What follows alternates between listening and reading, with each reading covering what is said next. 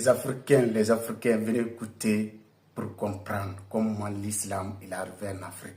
Parce que la plupart d'entre vous, soi-disant les musulmans, vous êtes dans quelque chose que vous ne savez même pas comment cette chose-là est arrivée chez vous. Donc vous devez comprendre, nous, on n'est pas contre les religions. Avec les religions, par exemple l'islam, on n'est pas contre que les autres peuples soient dedans, les propriétaires de l'islam.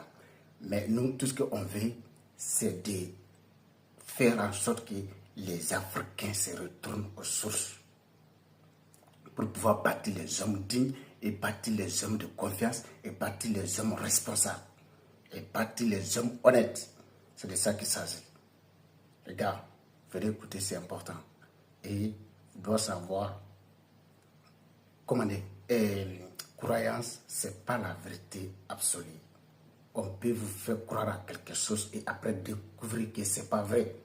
Donc vous ne devez pas être limité à ce qu'ils vous ont dit. Les gars, on est ensemble, je vous laisse écouter. Abonnez-vous et partagez massivement les reines et les rois. Abonnez-vous et partagez cette vidéo massivement. Il faut qu'on lave certains, il faut qu'on lave leur cerveau. Donc les chrétiens, après cette vidéo, c'est pour vous. J'arrive. En réalité, l'opération emportait entre 75 et 80% des patients. C'est voilà pourquoi j'ai titré cet ouvrage, Le génocide voilé. Parce que là, si on a juste une minute, je pourrais dire que pour la transatlantique, aujourd'hui, il y a 70 millions de descendants ou de métis d'Africains qui peuplent le Nouveau Monde. Des États-Unis au Brésil. Donc il n'y a pas eu de génocide. Passant par, forcément, la volonté de détruire un peuple n'y est pas prouvée. C'est ce qui explique ces chiffres élevés, alors que de l'autre côté, ils servaient au travail, très peu ont réussi à survivre en terre d'Israël. Oui. Dernière chose, quand vous dites les eunuques, etc., vous dites carrément c'est une extinction ethnique programmée par castration massive. Ouais.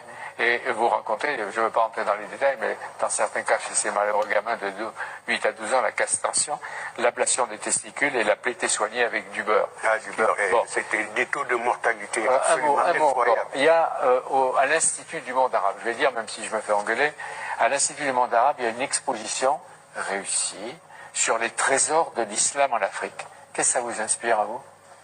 Écoutez, nous traitons aujourd'hui des crimes arabo-musulmans qui sont, à mon avis, les pires de l'histoire, plus de 13 siècles sans interruption. Pour ce qui est du côté des atlantistes, la France a été jusqu'à faire voter une loi pour reconnaître l'esclavage comme crime contre l'humanité.